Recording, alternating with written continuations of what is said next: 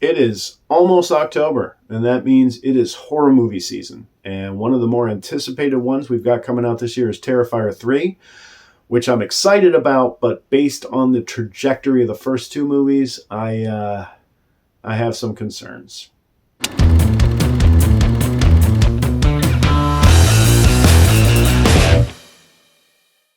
All right, let's get into it. We're talking Terrifier today, Terrifier 1 and 2 specifically. And I know that our favorite killer clown, slasher villain of the moment, Art the Clown, was introduced before the Terrifier films in an anthology movie, All Hallows Eve, I believe it was called. But we're not talking about that today. We are talking about the Terrifier films in particular. Let's get started, man. Terrifier 1. I really enjoyed it. I really did. I came late to the Terrifier movies. I didn't see them in theaters. I saw them on streaming because I was always under the impression that they were just like way too gory, way too over the top, disgusting to be enjoyed. And there's blood, there's gore for sure, but I never felt that it was so over the top that I couldn't watch it and enjoy it or anything like that. So I had a really good time. I had a really good time with them. Especially Terrifier 1. I really appreciated, well, I mean, first the good stuff, and because there's really not that much bad stuff to talk about with Terrifier. First of all, the character design. I mean, perfect. Absolutely perfect. Killer clown, creepy as hell, shows up, starts slashing fools. Beautiful. Can't go wrong. Looks great. The fact that it doesn't speak just plays into that great tradition of slasher movie villains. You know, your Michael Myers, your Jason Voorhees, your Leatherface, all of that. And it works really, really well. The other great thing, the practical effects are terrific. Especially considering they made this movie for no money. No money by movie making standards. For less than the price of a Tesla, they put this thing together. And there was a point I'm watching the movie and I realized, man, this is all taking place in basically one set, which is terrific. I mean, it just has this do-it-yourself, low-budget indie horror movie feel. Again, that harkens back to those movies I mentioned. And that sort of thing really makes me happy when it's pulled off well. There are plenty of, especially going back to the VHS era, there are plenty of like B and C grade horror movies that are just laughably bad. And a lot of that is due to budget constraints. But for this one to be put together so well and so competently for the amount of money they spent is a testament to the filmmakers. Damien Leone or Leone, I don't know how to pronounce it. Sorry. Did a fantastic job putting this together. So, well done. Absolutely well done. One of the things I liked about it was that you just have this villain just show up and just start, Art the Clown just shows up and just starts doing Art the Clown things. And I thought that was great. For me, movie villains, monster movie villains, slasher movie villains, horror movie villains, whatever you want to call them, are scarier when there doesn't appear to be any real rhyme or reason for what they're doing. A little bit of explanation, a little bit of lore or backstory, that's fine. But when you start bogging it down with a lot of lore, you're bending over backwards to, give these killers, reasons for doing what they do. I think it takes away from the scariness of it. And I think it puts the filmmakers in a really weird position where they have to go out of their way to justify what's going on the screen or explain it. And I think that really takes away from what's going on. I think that really takes away from the horror element. I think that idea that this is random, that this could happen to anybody, that somebody could just like be walking down the street minding their own business and get gutted by a killer clown. To me, that's a lot scarier than having some kind of like connection outside the bounds of the film. The only thing that seems really, really weird to me about Terrifier 1 is that framing device that they use. They have the story of Terrifier 1, the middle chunk is basically a flashback. They start off the movie with an interview with the survivor of the massacre. And then at the end of the movie, they revisit that and, and it's treated as this big reveal that this is who the person was from the beginning of the film. To me, it was like, well, is that really a surprise? It was presented as this big reveal, big surprise. Like, oh, wow, that's supposed to be shocking. And we all kind of knew, right, who that was. So again, it didn't really detract from my enjoyment of the movie. It just seemed like a very sort of strange choice, a really weird approach to it. I mean, they're billed as the survivor of the massacre, and as you start taking people out, your options are pretty limited, like who that's going to be. And even if you couldn't identify exactly which character it was going to be until basically the end, you knew it was going to be the final girl or the final, in this case, the final girl.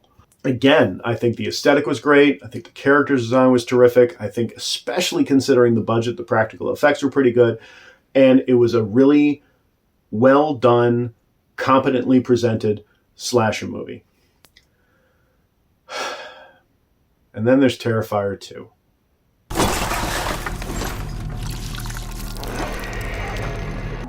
Sir, what are you doing? It wasn't me. He was covered in blood on his shirt and his hands when he got here. So let me just right off the bat start. I don't think Terrifier 2 is a bad movie. I enjoyed it. It seems to be sort of in the same vein as like Robert Rodriguez's early films. You had El Mariachi followed up by Desperado. El Mariachi was a very competent action movie that was done for no money. It got the attention of the right people. They threw some cash at him, and he was able to do a bigger budget version of what he wanted to do the first time with terrific results. Here you have, a more elaborate story. You have more elaborate effects, all of which are great, all of which, work pretty well. But in my opinion, there are problems with Terrifier 2 that I'm afraid are going to carry over to Terrifier 3 and really detract from my enjoyment of it. And I'm hoping I'm wrong. I am happy to be wrong here. But my concerns are, well, let's just start. So the first problem, I think, Terrifier 2 has is the runtime. It is 2 hours and 18 minutes long. All right, let me just repeat that. 2 hours and 18 minutes long. Okay, that is about an hour longer than Terrifier 1. Okay, by basis of comparison, it is only 11 minutes shorter than 2001: A Space Odyssey. Of the first 6 original Friday the 13th films, there's not one of those that's longer than an hour and 35 minutes. So this movie is nearly an hour longer than its first part and anywhere from 45 minutes or so to an hour longer than the Friday the 13th films. That's too long. That is too long for a slasher movie. And even if it was like filled with like wall-to-wall mayhem during that time, I'm not sure that would do it any better, because I think that would actually be worse in some ways, because then it would just be too much. Terrifier 1, clown shows up, starts killing people, showdown, credits roll. You're out. Boom. Perfect. And I don't object to long movies in general. Some of my favorite films are long films. But in this genre, I think it just really just goes on too long. And the length leads to this really weird pacing problem. There are long stretches of this movie that are just boring. I can forgive a lot of things, especially in a horror movie, bad performances, stories that don't necessarily make a whole lot of sense. Characters doing weird things that only, serve to put them in danger, to move along the plot. I could forgive all of that. But being boring is something that just really shouldn't be part of a horror movie. It's, I'm not talking about a slow burn. I'm not talking about like Texas Chainsaw Massacre. There are long periods of that movie where there's no, action, so to speak, where nobody's getting killed or anything like that. But that's more of a slow burn. Like, there's interesting things going on, even when people aren't getting, clocked over the head with hammers or put up on a meat hooks or anything like that. So when the violence does happen, it's that much more shocking. But that doesn't belabor itself. That doesn't overstay its welcome. 2 hours and 18 minutes is a long time for any movie, never mind a slasher movie. And I think the bigger problem, and this is sort of where the original Halloween series for me went off the rails, was they started introducing way too much lore, way too much backstory for Michael Myers, which leaves every subsequent film having to bend over backwards to either answer the questions posed or to shoehorn this character into these backstory and lore boxes that have been carved out for them at the in the earlier films. There wasn't a lot of that in Terrifier 1. Clown shows up, clown does clown stuff, we're done. Here, you've got these long stretches of exposition and establishing these familial relationships. And then you've got the absent father figure. Gee, I wonder if they're going to factor into the third movie. You've got the sketchbook that Art appears in.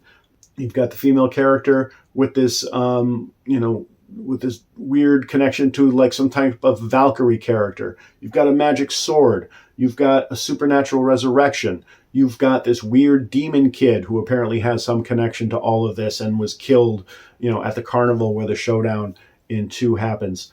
It's way too much. You can pick one, maybe 2 of those things. Horror movie villains are a lot scarier when there's this element of randomness, when you don't necessarily know why they're doing these things. Pick 1, pick 2, but there's so much going on, and all of these threads are just left hanging. So my big fear is that Terrifier 3 is going to have to spend so much time clearing up all of this stuff. Again, I'm happy to be wrong, but again, looking at the runtime of this, and I haven't seen the movie. I know there's some reviews that have already come out. There's been some advanced screenings, but the runtime is already over 2 hours. So, it's got a lot of heavy lifting to do to clear up all of this weird stuff and bring the mayhem. The good stuff, and there is a lot of good stuff in Terrifier 2. I enjoyed the practical effects were good once again, and Terrifier 1 did this as well. Seeing Art use a gun is very strange. Seeing a slasher movie villain pick up a gun and use it is just seems weird. I don't know why it seems weird, but to me it seems weird. So I hope there's less gunplay. I hope there's no gunplay. Like I said, these are concerns, not necessarily criticisms. I'm going to check it out. I hope it's great. Hope everyone has a good time. And my expectations are pretty high, but again, I have very grave concerns that going to be sitting there, waiting for the next good part to happen while they're clearing up all this stuff that they've laid the groundwork for in the first 2 movies. But when it comes out and everyone gets a chance to see it, let me know what you think. I'll let everyone know what I think when I see it. And happy Halloween, everyone. Let's watch some spooky movies and have a good time. All right? Thanks for checking us out.